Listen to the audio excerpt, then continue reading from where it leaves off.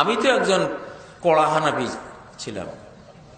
বাংলাদেশের হানাফিদের উস্তাদ আমরা, আমার বংশটা। আলিয়াওয়ালাদের ওস্তাদ আমার বাবা, কমিওয়ালাদের ওস্তাদ আমার নানা গোষ্ঠী।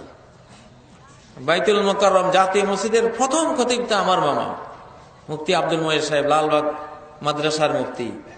বঙ্গবন্ধু শেখ মুজিব নিজে ওনাকে বাইতুল মোকাররমের খতিব নিয়োগ করেছিলেন। মুফতি ফজলুল হক আমিনী ছিলেন আমার মামারই ছাত্র।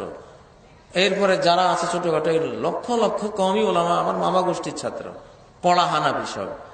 আবার আলিয়া এরা আমার বাবা গোষ্ঠীর ছাত্র। বর্তমান যে বাইতুল মোকাররমের খতিব উনি আমার বাবার কাছে পড়ছে, কিন্তু আমার বাবার আদর্শ কিছুই নাই হয়তো ওনার কাছে, আল্লাহু আলাম।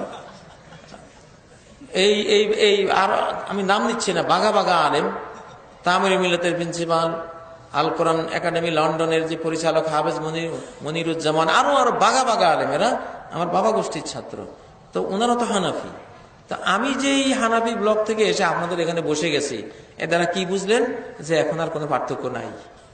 ইনশাআল্লাহ পার্থক্য উঠে যাবে, আমরা এক হয়ে যাব। হানাফি আহলে হাদিস সব সহিহ হাদিস ওয়ালা হয়ে যাব ইনশাআল্লাহ। সহিহ হাদিসের বিজয় হয়ে যাবে, ঠিক আছে ইনশাআল্লাহ। এগুলি আমরা রাখতে চাই না। বিশ্বব্যাপী সব মুসলিমরা এক হয়ে যাক, সারা বিশ্বকে হেদায়েতের দিকে টেনে আনুক। কুনতুম খায়রা উম্মাতিন উখরিজাত লিন-নাস, তোমরা শ্রেষ্ঠতম জাতি, তোমাদেরকে মানব কল্যাণে এই পৃথিবীতে বের করে আনা হয়েছে, মানুষের কল্যাণে নিয়োজিত হও। আর হানাহানি মারামারি ইনশাআল্লাহ এগুলি করা যাবে না। আলে হাদিস ভাইদের মধ্যে আবার 13 দল। কিসের 13 দল? কোন দল নাই, সব মুসলিম, সব কি খাঁটি মুসলিম, কোরআন সুন্নাহ, কোরআন সহিহ সুন্নাহওয়ালা মুসলিম আলা ফাহমি সাহাবা। আমাদের শেখ শহীদুল্লাহ মাদানী হাফেজাল্লাহ উনি একটা কথা জোর দিয়ে বলে গেছেন, কোরআন হাদিস হইলেই কেবল হবে না, কোরআন হাদিসের বুঝটাও কোরআন হাদিসের বুঝ হইতে হবে, নিজের বুঝটা হইলে হবে না। আর ওইটার জন্য সাহাবীদের বুঝকে আনতে হবে।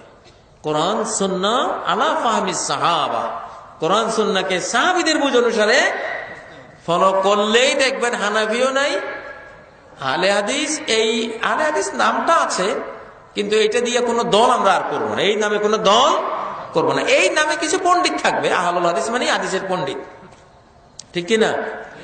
আর কিছু থাকবে না, কোনো গ্রুপিং থাকবে না। এগুলি থাকা উচিত না। এর দ্বারা কাফেররা বিজয়ী হচ্ছে।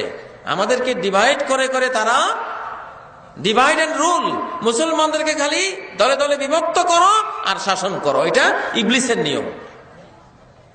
অতএব এগুলি আমরা কমিয়ে আনছি ইনশাআল্লাহ।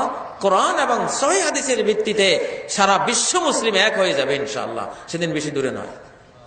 আমার লক্ষ্মীপুর জেলায় একজন আহলে হাদিসও ছিল না। আহলে হাদিস কি আমি জানতামও না, আমার নজরে পড়ে নাই। আজকে আমি বশিরপুর, আমার লক্ষ্মীপুরে গেলে আমি দেখি সকল মসজিদে জোরে আমিন চলছে, বুকে হাত বাঁধা চলছে, পায়ে পায়ে মিশা চলছে, সহিহ আকীদার আলোচনা, সহিহ সুন্নাহর কথা চলছে। আলহামদুলিল্লাহ, এগুলো তো ইসলামের বিজয়ের লক্ষণ। আল্লাহ তাআলা আমাদের ইসলামকে বিজয়ী করুন।